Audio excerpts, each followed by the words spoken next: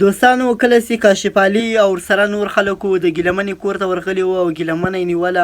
نو ګیلمنې کاشف علي باندې څه کړي وو هغه ټول معلومات هغه ټول ډیټیل په دغه ویډیو کې کاشف علي خپلوي چې کاشف علي سره په هغه شپه باندې څه وسول کله چې دا د ګیلدۍ کله د ګیلمنې کور ته ورغلی وو نو ملګرو دغه ویډیو مکمله ګورو د کاشف علي له خولې نه اورو چې په هغه ورځ له ده سره څه سوي وو اوس د ده خپله ویډیو راله خپله یې دا بیان ورکړی دی چې هلته له ده سره څه سوي دي نو ملګرو راځئ دغه ویډیو تر اخره پورې ګورو دي او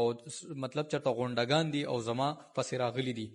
اعلان کې دغه خلک چې هغه پولیس والو خو دغه خلک دې څنګه راغوښتي او دته د پلان څنګه جوړ کړو دې په کومه دوکه باندې الته غوښتي او الته کې بیا د ګرفتارۍ نه پس شوي سری راځي دا ویډیو پوره وګورئ او تاسو سره الټه دوکه نشو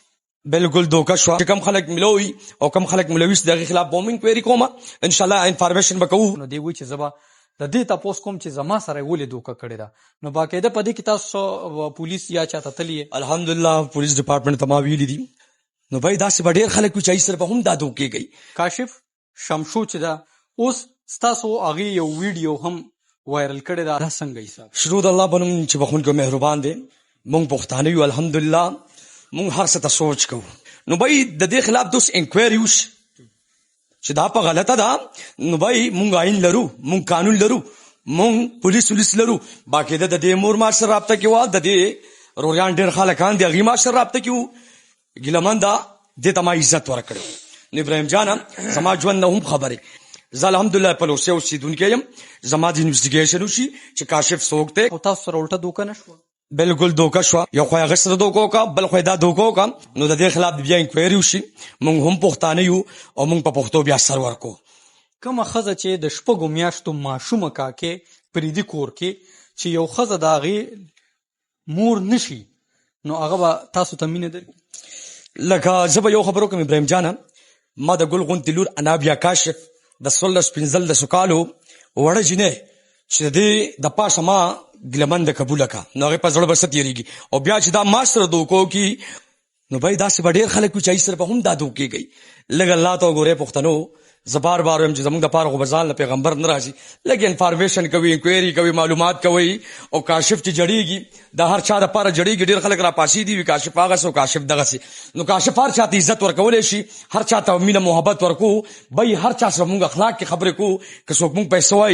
وایي دي خو چې کوم خلک مونږ سره ولاړ دي هغه د شمار خلک نه دي کاشف د شمشو دلته کې کله چې تاسو سره نکاح وشوه ستاسو سره څومره وخت تېر شو هغې نه پس دا بیا ما سره څه 2 میاشتې تېرې کړي دي الحمدلله راغلی تاسو ته څنګه راغلی داسې وه چې دا ما پسې راغم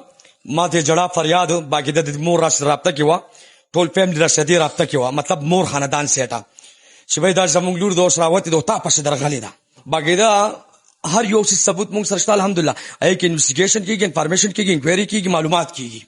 نو مونږ اوس څوک هم نه پاتې کېږو نو دې کې چې کم خلک ملوي او کم خلک ملوي د هغې خلاف بوم انکوایري کومه انشاءالله انفارمیشن به کوو او راپاسو به چوپ به نه پاتې کېږو انشاءالله ګل دا یې ویلي چې زما 3 ماشومان دي زما بل څوک نشته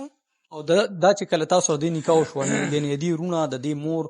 دغه خلک دې ټول خپلو کې ملو تاسو سره په رابطه کې بالکل خو زه به دلتې ګیلمن ته دا خبره وکړم چې بھائی